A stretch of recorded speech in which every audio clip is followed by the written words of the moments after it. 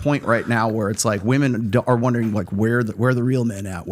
How come they're not approaching me? Most women church with Ruslan. Hello, pull up. Mostly what they tell me is like they would love for like today the number one way that men and women meet is online. They meet on Tinder, they meet on Hinge, they meet on Bumble. That's simply they don't meet in church, they don't meet friends, they don't meet at school, they don't meet at work, they meet online. And those are the ones who come out more feminine, believe it or not. They're the ones who are a little bit more like, a little more shy because they won't approach you in person, but over the phone they have all this bold stuff to say. That was you probably have the stats on this. That was trending in that direction during COVID. Obviously, that accelerated like crazy. It's through the roof. And again, what I keep saying is like the old order way of thinking about dating. We don't date in happy days anymore. We don't date in like the sock hop and we're going to have a malt after the dance. Jukebox days. We're going to go stare. We're going to go steady. Yeah, we love the idea. It's romanticized, but that's not how we meet today. And we're 21 years into the 21st century. Wow. But the other thing I was going to say is I hate this kind of shit right here because it is telling men to man up after generations of telling men to man down. So when we say, well, where are the real men at? How come they're not around? And that you want to know why we're having the conversation about should a man cheat or should a man not cheat or a high value man should have a harem, a soft harem, however they want to do it. It's not because men are going, yeah, man, this is a great idea. I think I'm going to go do this. It's because women can't get the strong alpha guy that they all feel that they're entitled to right now. So they would rather share a high value alpha guy than be saddled with a faithful beta right now because they don't want that boringness. They can get the benefits of provisioning, protection, and parental investment that the beta used to be able to provide for women, but they do it themselves. They make their own money. How do you fix that? You've been influenced I make my own money. I drive my own. They don't need men, but they want men. Okay, what kind of men do they want? Strong masculine guy who is traditionally, conventionally, evolutionarily is a strong dominant alpha male. But my question is, so what things have encouraged men to become that more feminine side, like bring out that more feminine side? Sedation, first and foremost. Like what?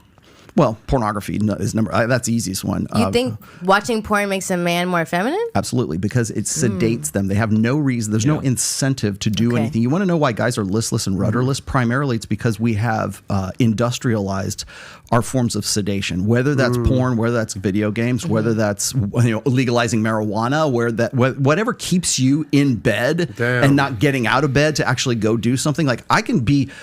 Again, we can be the most influential teachers on the internet, and we can say, get out there and go do this and smash in the gates of hell, right? You leave the church or you leave the YouTube or you leave whatever, and you know what? You're right back where you were. It's an extroversion that is actually an introversion. And once you get to that point, if you're still locked into pornography, and I think it's like 68% of Christian men admit to being addicted to pornography. What? That is sedation. That's not very Christ-like. And that's you want to know if I have a beef against like sedation or against pornography. That's the thing is that if it becomes so consuming that you can't get out of bed in the morning and all you're going to do is just do barely the bare minimum to do what you have to do to survive, that's not living and that's not prospering and that's not becoming any better than you are. And then there's also we can talk about the opioid epidemic too, which no one wants to talk. We'll probably talk about it around election time, but that's a huge sedation right now.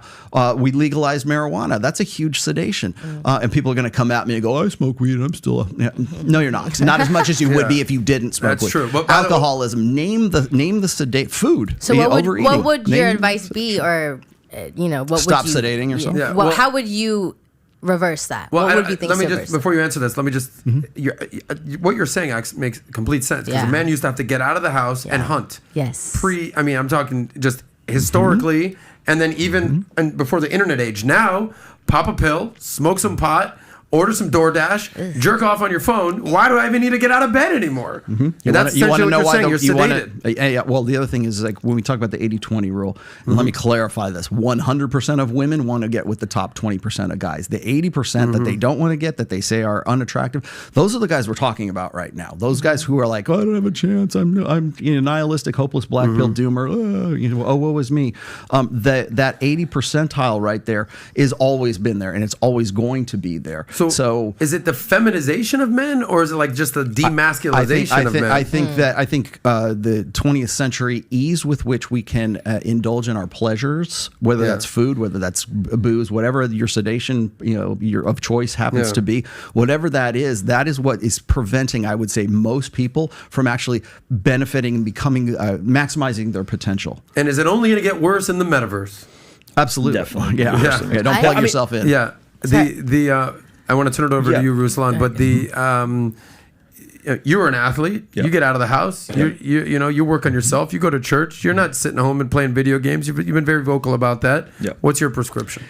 I mean, that was a lot of prescriptions there, man. I mean, that's as close as I've heard you come. Well, when people ask me, when people say, what do you think about, like what, because I get this all the time. People will say, what advice would you give to your 18-year-old self? And it's like, you're not asking me for that. My 18-year-old self would tell me to go fuck off. Okay. Get out of here, kid, you fucking geek. I know this. Okay. What they're asking me is, what would you tell to the younger generation? So what do I see? My analysis is this, is that everybody, there are more guys.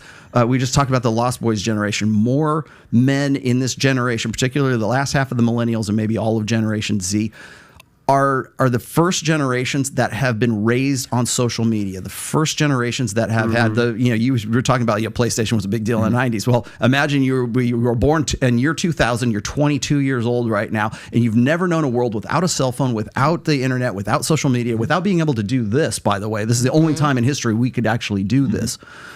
But we take it for granted. I mean, I come from a generation that's prior to all this, so I kind of can sort of get the balance of this. But you have to remember that the generations that have been acculturated and socialized in that environment, they have no frame of reference of anything that was before that. So it seems natural to them, like, I'm going to smoke weed, and I'm going to be sedated, and I'm going to do that. Me looking at this from sort of this God's eye third-person view, I go, okay, stop sedating yourself, or it doesn't matter what I say or what tools I give you. Get out. It's pragmatic advice if it's advice. Here's what you need to do. Get out of bed. Stop sedating yourself. Get up and go. Yeah. I think everything he said, I think, could be defined in a simple phrase. And I tell my son this all the time. If you do what is easy, your life will be hard. If you do what is hard, your life will be easy. Wow. If you start making those sacrifices, I'm sure we're all familiar with newbie gains.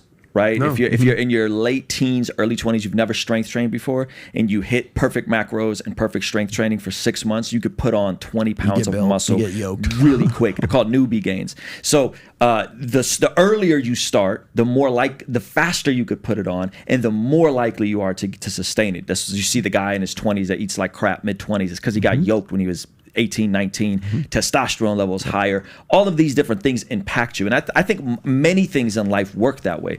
Do what is hard, and life will be easier. When your brain is still early, you could acquire skills faster. You can learn languages more when you're a child. And so we talk about this with my 7-year-old. My nephew was just over.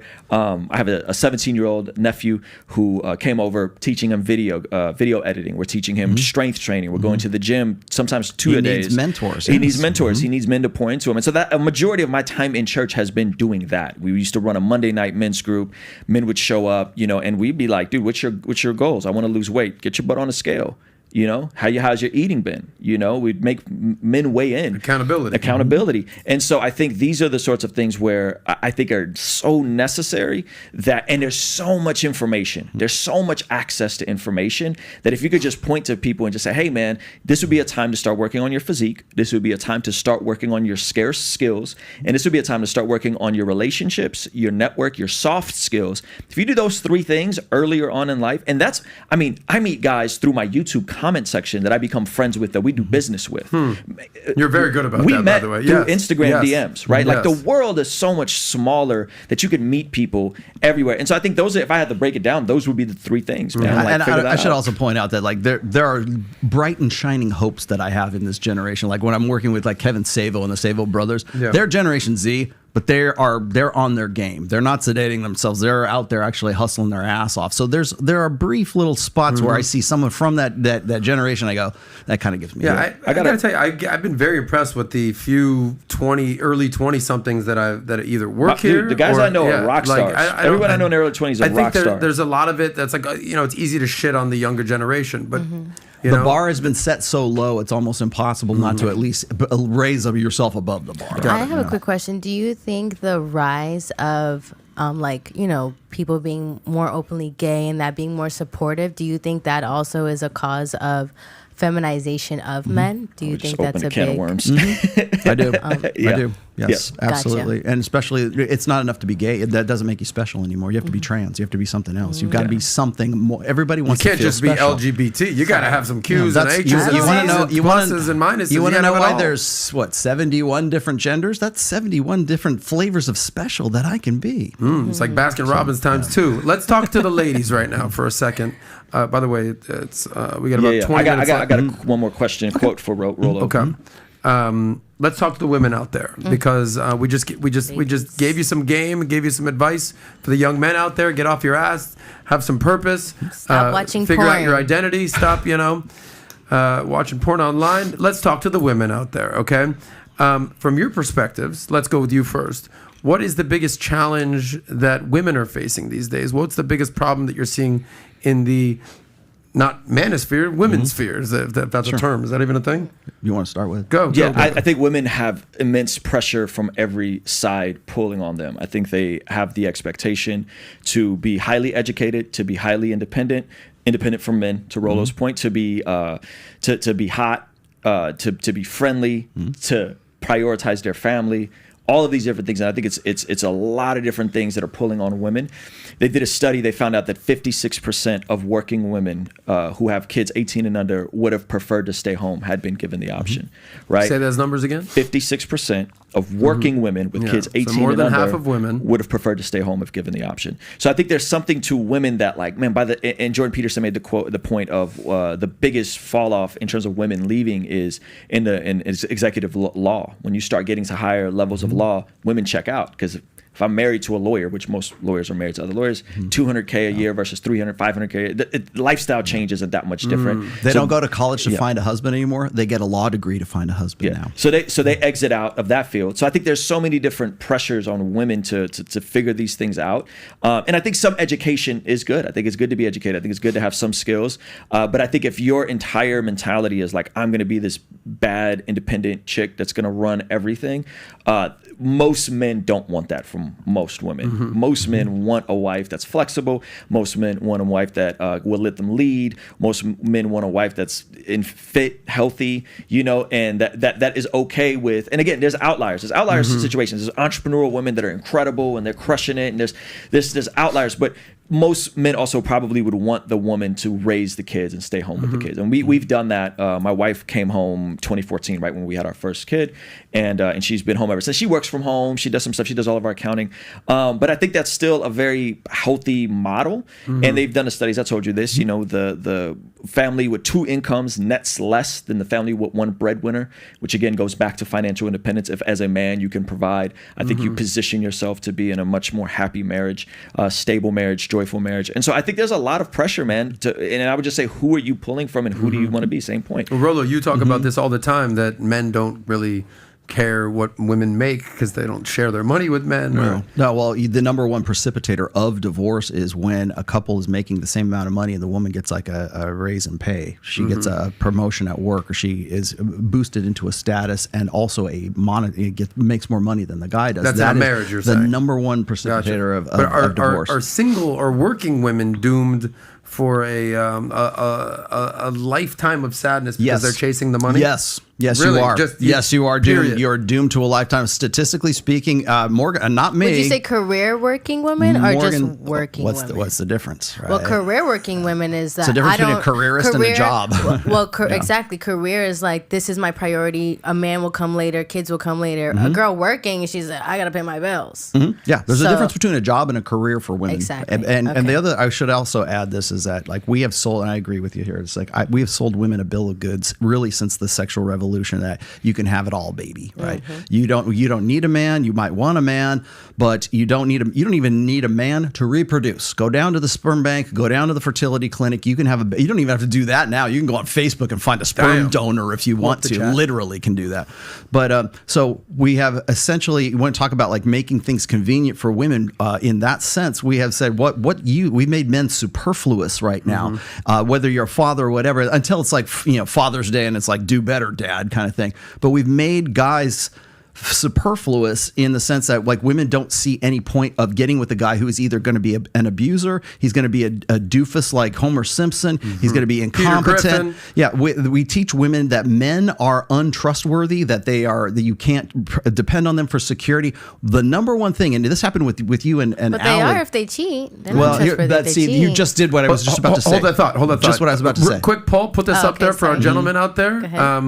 Would you rather have more of a housewife, traditional woman, or do you want a woman who's out there making money? If you could put that poll out there, I'd love to see the results. Natalia, you said housewife or what? Housewife or working woman. Okay. Natalia, you just made my case for me. Okay, when Allie was on here and she did that one viral video, Allie Drummond. Allie Drummond. Yeah. She was talking about. Shout out to Allie. Yeah, when she was talking about like I'm a traditional wife, I submit to my husband, blah blah blah. The number one complaint, it went viral, 4 million. God knows how high it was. The number one complaint from women was, I would never want to do that because what if he left? What if he started banging his secretary? What if he got a trophy wife? What if? And it was all based on fear. As I said, fear is the most monetizable emotion of humans. Well, to be fair, though, men are statistically more likely to cheat than women.